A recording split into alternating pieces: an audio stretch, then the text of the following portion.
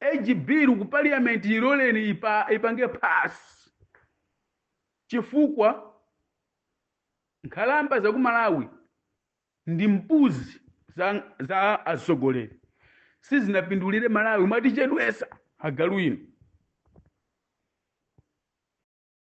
Pano ndi Panyasa Voice Box ndife pano nkhani zimakhala za ndale kuyeretsa bwino kwa dziko komanso ulamuliro otsatira bwino malamulo kuno kwathu ku Malawi, ndipo timanena mobwerezabwereza kuti ife pano sitimasankha mbali, sitimaona chipani cha munthu. Timangofuna kuti munthu m'Malawi abwere pano apereke maganizo ake pamene ndale zathu kayendetsedwe kaboma komanso malamulo akuyendera kuno kwathu ku Malawi. Nditi khali modzi pa Panyasa Voice Box kutimva kuti Mr. Bula akuti bwanji pa nkhani yokhudzana ndi age limit bill, komanso akunena kuti ayi atsogoleri amene mwalamulira dziko la Malawi kufikira lero 2025 ndino mbuzi zokhazokha. Tili limodzi pa Panyasa Voice Box kuti Mr. Bula akuti chani lero pa 6 March 2025 pompano Panyasa Voice Box.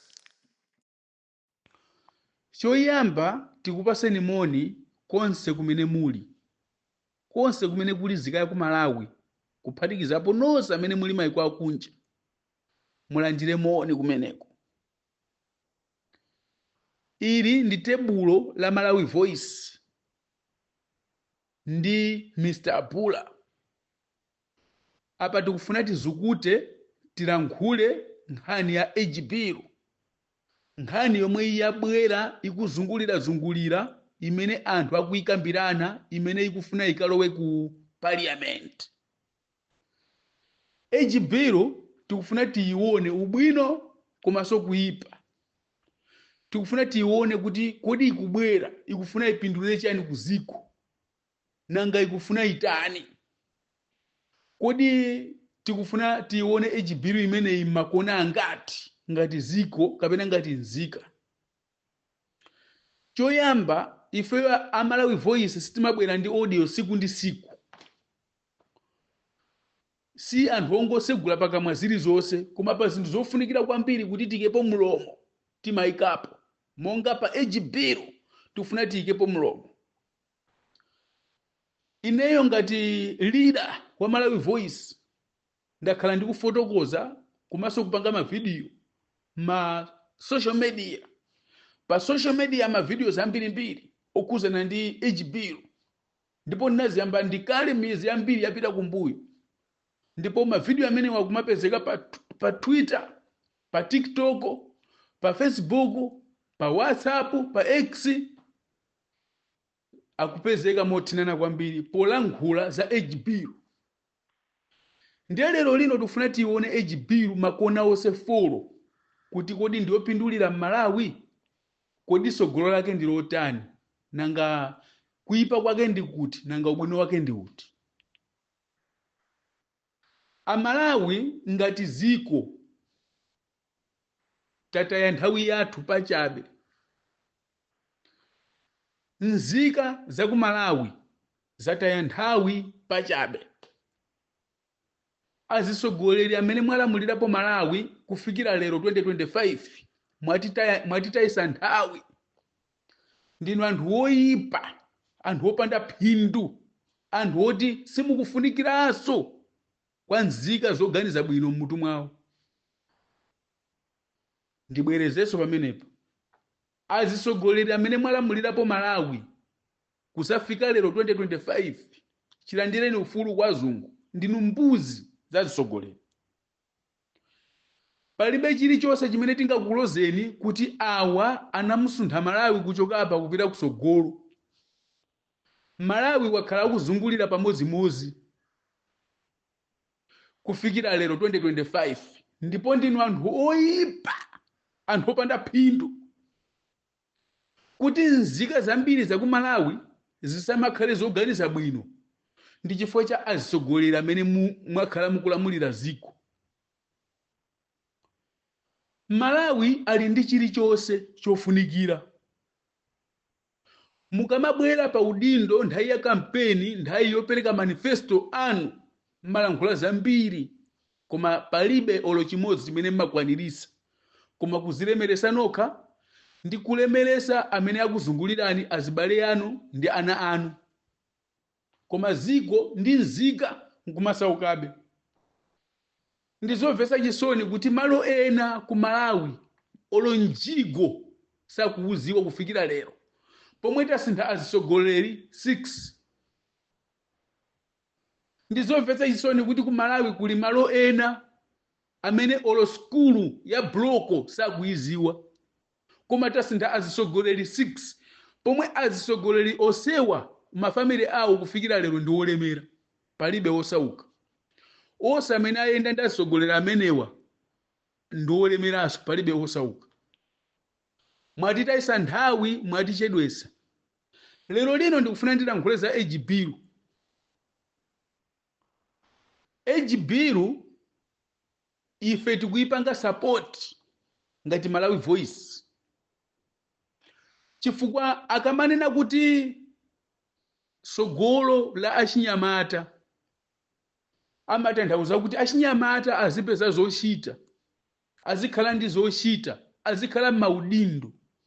Amalawi siyanika mtima kolambira munthu. Amalawi siyanika mtima ka pakadafunda. Ndi chifukwa chake Malawi chifukwa chocheuka kumbuyo akusanduka chulu cha mchere. Malawi lero wauma. Malawi lero wabloka. Chifukwa choyang'ana kumbuyo Malawi lero wasanduka chulu cha mchere. Malawi lero ndi wakhungu. Malawi sakuziwa koma yakulowera. Vuto Malawi samaziwe chimene akufuna kuchita. Samaziwe chimene akufuna kulankhula. Mwachisanzo anthu ambiri akunena kuti Ejibiru ikupanga point pa apita Mutharika. Chabwino mwachisanzo apita Mutharika nali msogoleri kwa zaka 6. Anapanga chiyani mu nthawi yawo? Tingopanga chisanzo chifukwa enanu mukuti Ejibiru ikupita kwa Mutharika. Ngati Ejibiru ikupita kwa Mutharika ili bwino zili bwino. Chifukwa apita Mutharika awo anakhalapo kale pa usogoleri. Apita Mutharika ali ngati masanzo Amalawi mwasanza mwadya mwakuta ndiye mwapanga nseru ngati munthu wa mimba. Amalawi tinakhala ndi nseru, Amalawi tinakhala ndi nseru ngati munthu wa mimba.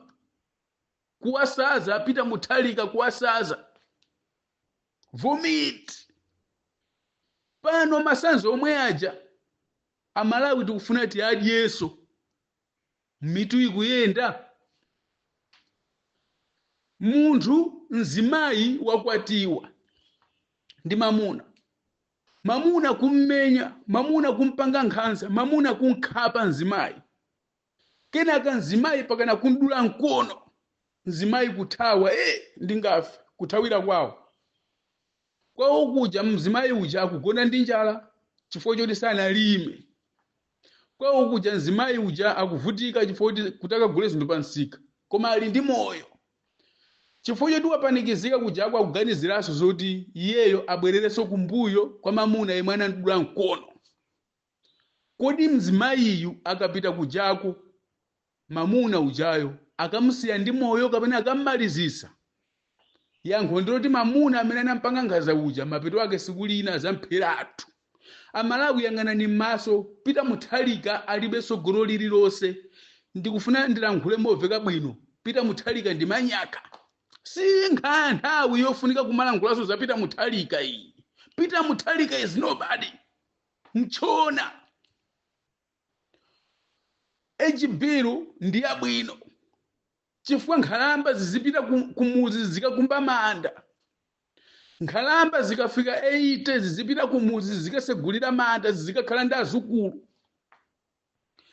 Nkhalamba zikangofika 80 zizipita kwawo zimenezo zikakhala ndi anthu, zikakhala mafumu. Koma ku Malawi timakakamira ma scrap. Amalawi segulani mutu. Achinyamata akukula ana mukubereka. Kodi ana awo azakhala ndani? Amalawi segulani mutu. Ana anu azakugira ntchito yanje poti muli busy kutumiza ana anu ku sukulu.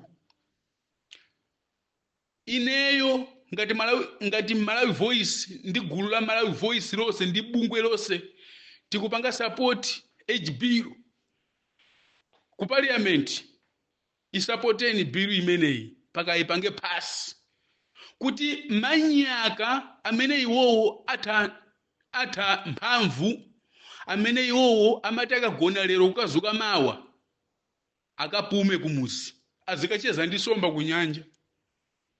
Mwatichedwesa agalu inu, mwatitayisa nthawi. Malawi akufunika munthu wochangamuka.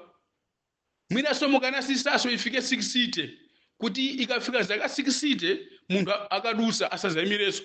Chifukwa ophunzira ku Malawi ndi ku America ndi osiyana. Ku America munthu amatha kukalamba 80 years pakana 90 akanali ndi nzeru.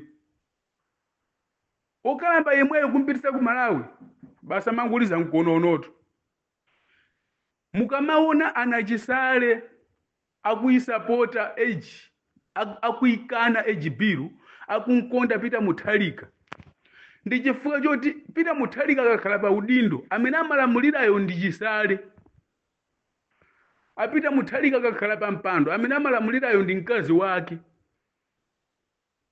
Peter Mutharika akakhala pa mpando amene amuzungulirawo amalemera mosakambika. Muli ndi umboni, tamuoneni chisale pano ali ndi chuma choposa Peter Mutharika. Chifukwa choti Peter Mutharikawo amagona pa mpando. Ndiye Amalawi muziganiza za lero ndi za mawa. Kusankha msogoleri sitimasankhira chisoni. Kusankha msogoleri sitimasankhira chibale. Kusankha msogoleri sitimasankhira kuti ayi uyuyu angafe ndi nkhawa. Ayi pa usogoleri palibe chifundo. Age bill ku parliament iloleni ipange pass. Chifukwa nkhalamba za ku Malawi ndi mpuzi za asogoleri. Sizinapindulire Malawi mwatichedwesa agalu inu. Munali ndine Mr. Bula ku Malawi Voice. Tibweraso ndi 2. Age bill ikuyenera iduse kuti mukakalamba muzikasegulira manda kumuzi. Muzikakhala mafumu muzikacheza ndi azukulu. Osatayisa nthawi ziko.